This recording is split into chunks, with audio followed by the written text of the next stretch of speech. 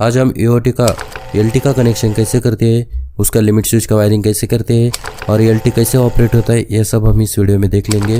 तो इस वीडियो में हमें क्या क्या मटेरियल की ज़रूरत होगी वो एक बार देख लेते हैं। जैसे कि आप देख रहे हैं, ये सब हमें इस वीडियो को बनाने के लिए मटेरियल की ज़रूरत होने वाली है।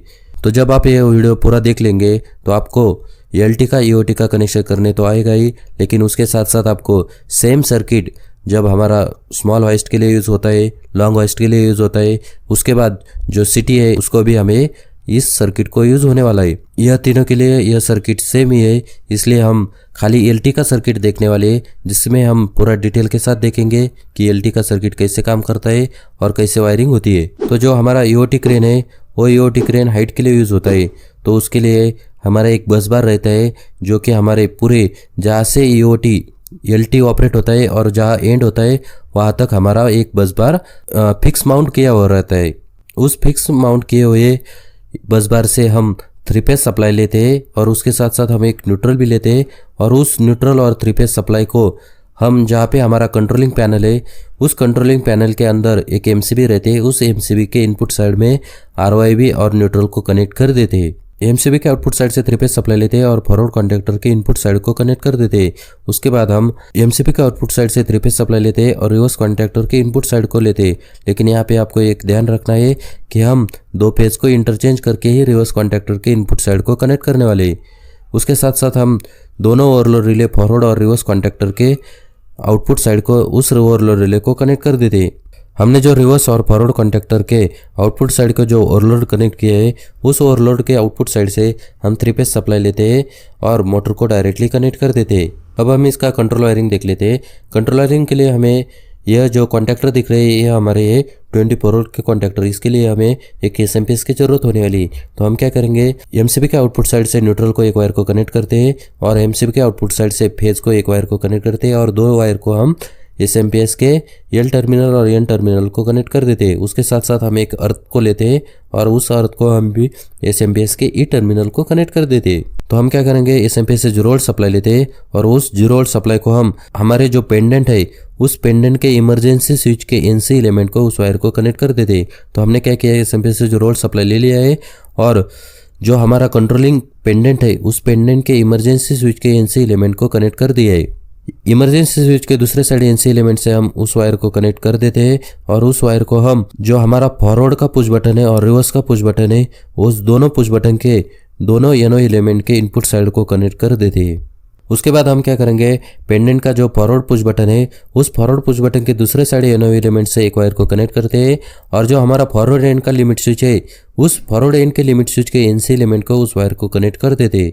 तो हम क्या करेंगे, दूसरे साइड फॉरवर्ड एंड के लिमिट स्विच से एक वायर को कनेक्ट करते हैं और उस वायर को हम रिवर्स कॉन्टैक्टर के एनसी एलिमेंट को कनेक्ट कर देते हैं। रिवर्स कॉन्टैक्टर के दूसरे साइड एनसी एलिमेंट से हम एक वायर को कनेक्ट करते हैं और फॉरवर्ड कॉन्टैक्टर के ए- टर्मिनल को उस वायर को कनेक्ट कर देते हैं।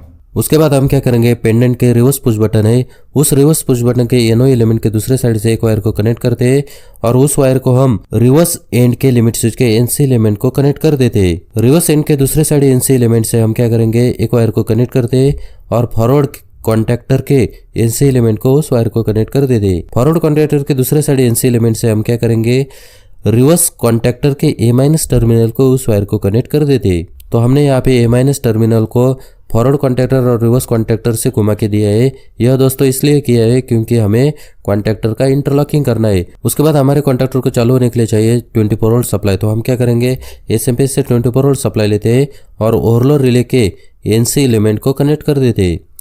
पहले ओवरलोड रिले के एनसी एलिमेंट के दूसरे साइड से हम दूसरे ओवरलोड रिले के एनसी एलिमेंट को उस वायर को कनेक्ट कर देते हैं। उसके बाद हम दूसरे ओवरलोड रिले के एनसी एलिमेंट के आउटपुट साइड से हम दोनों कॉन्टैक्टर के ए+ टर्मिनल को उस वायर को कनेक्ट कर देते हैं। तो यहाँ पे हमारा वायरिंग हो गया है, तो हम इसका वर्किंग देख लेते हैं। तो जैसे हम फॉरवर्ड पुश बटन को प्रेस करते हैं तो हमारा ईओटी क्रेन का एलटी जो है वही एलटी हमारा फॉरवर्ड डायरेक्शन में चालू होगा। जैसे हमारा फॉरवर्ड एंड का लिमिट स्विच ऑपरेट होगा तो एलटी हमारा उसी जगह पे स्टॉप होगा। उसके बाद जब हम पुश बटन को प्रेस भी करेंगे तो भी हमारा एलटी फॉरवर्ड डायरेक्शन में चालू नहीं होगा।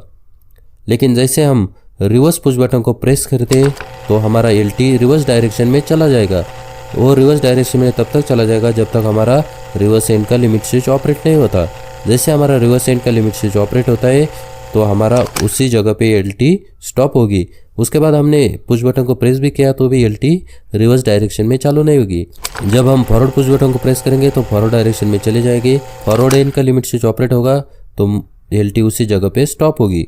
जब हम इमरजेंसी को प्रेस करते हैं तो हमारे पेंडेंट के फॉरवर्ड और रिवर्स पुश बटन को जीरो वोल्ट सप्लाई नहीं मिलेगा, जिससे हमारे कॉन्टैक्टर को भी जीरो वोल्ट सप्लाई नहीं मिलेगा, जिससे हमारा LT फॉरवर्ड डायरेक्शन में चालू नहीं होगी और रिवर्स डायरेक्शन में भी चालू नहीं होगी।